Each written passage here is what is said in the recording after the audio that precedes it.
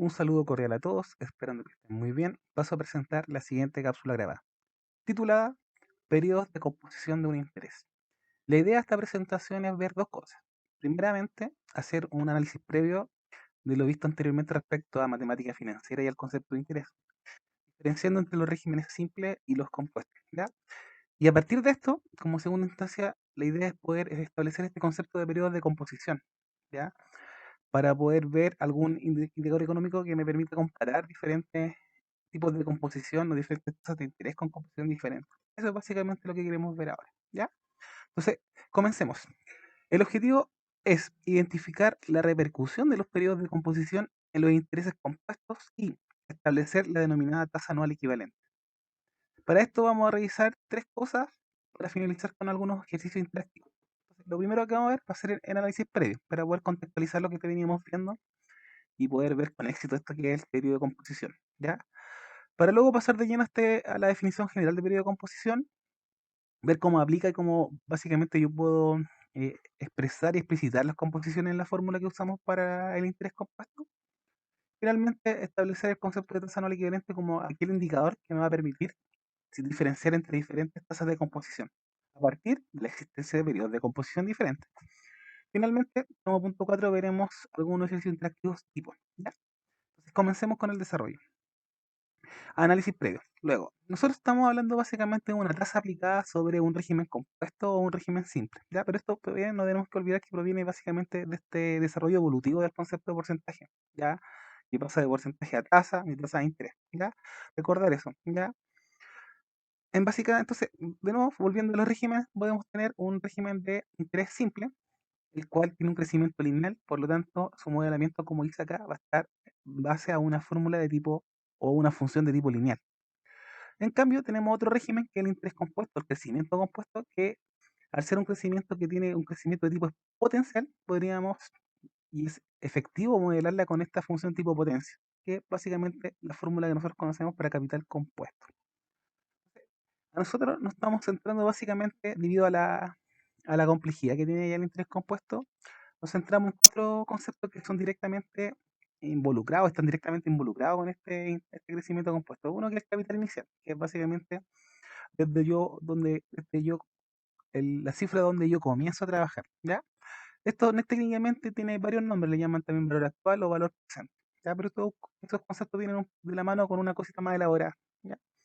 El segundo concepto importante que tiene que ver con este crecimiento compuesto es la tasa de interés por periodo, ¿ya? El porcentaje que me están dando a mí que va a crecer este capital según el tiempo que se estime, ¿ya? Tercero, que lo más importante, lo que hoy día queremos ratificar, son los periodos de composición, ¿ya?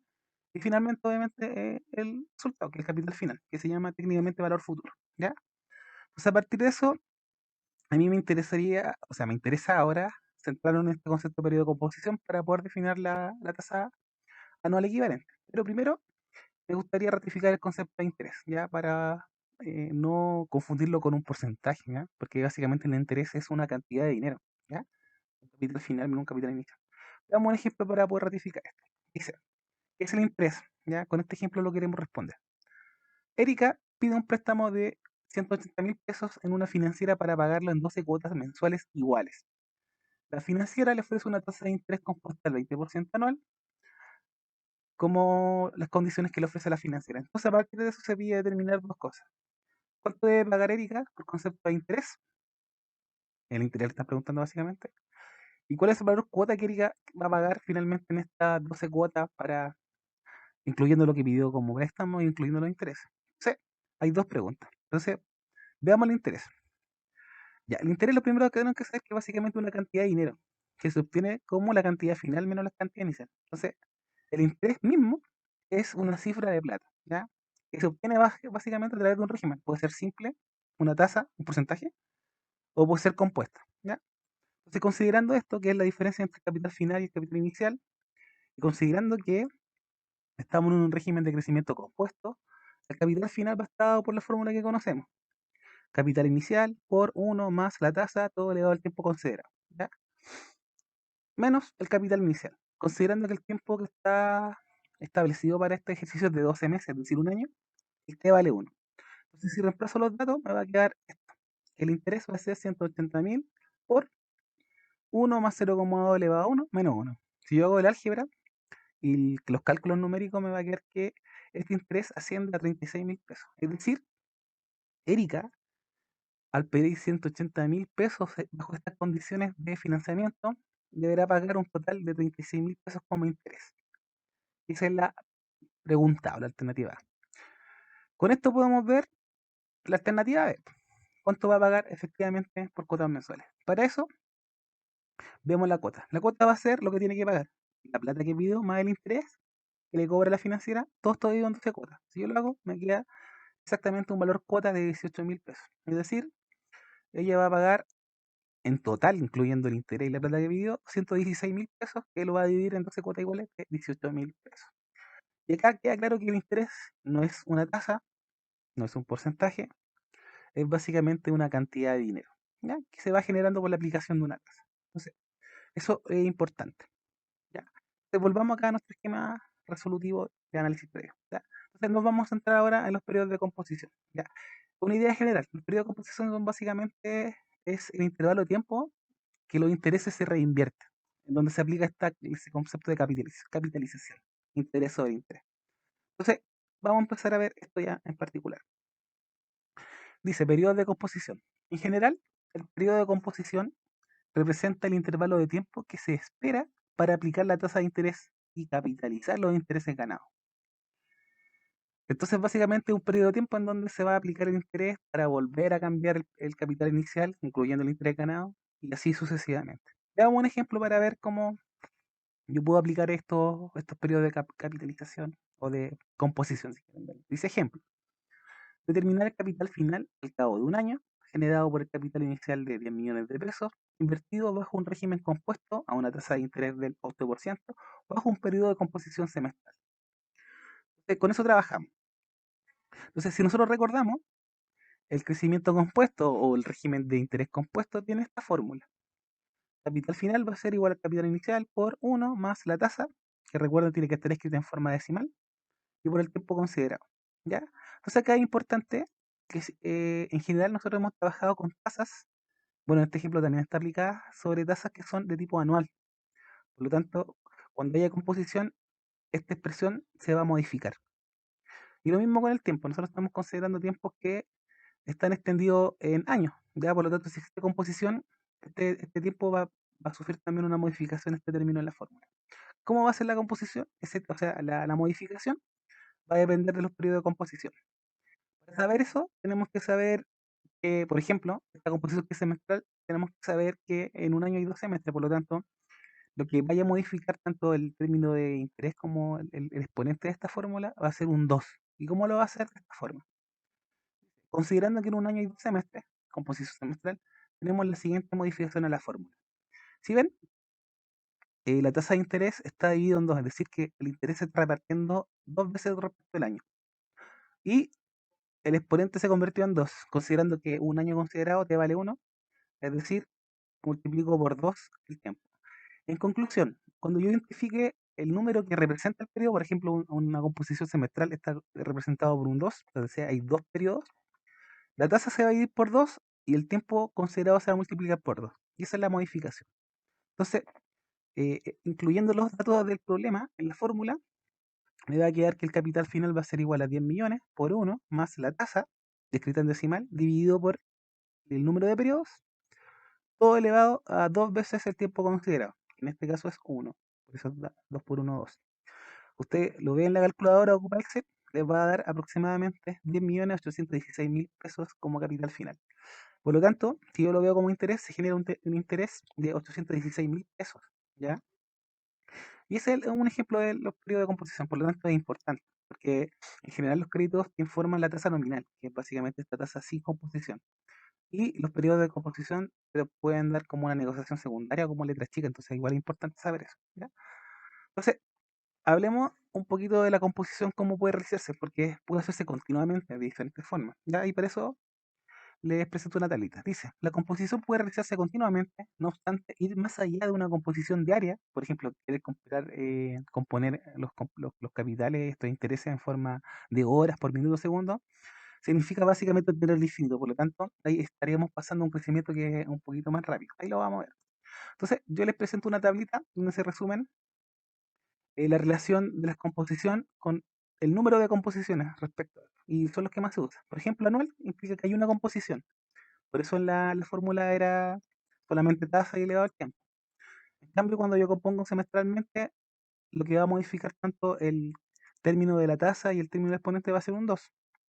Trimestral va a haber un 4, mensual 12 porque hay 12 meses en un año, diario 365, y así puedo seguir hasta volver a lo continuo. ¿Ya? Entonces, por ejemplo, cuando nosotros componíamos anualmente, esta era la fórmula. Esto está dividido por 1, está multiplicado por 1. Por ejemplo, cuando componemos en forma mensual, es decir, 12 veces en el año, la tasa se va a dividir por un 12 y el tiempo considerado se va a multiplicar por un 12. Y si yo paso a un crecimiento continuo de esta composición, pasaría a algo con infinito, que tiene que ver básicamente con un número tipo irracional trascendental, que es Euler, y me dice que el capital final, bajo una composición continua, sería igual al capital inicial por E elevado a la tasa por el tiempo. ¿Ya?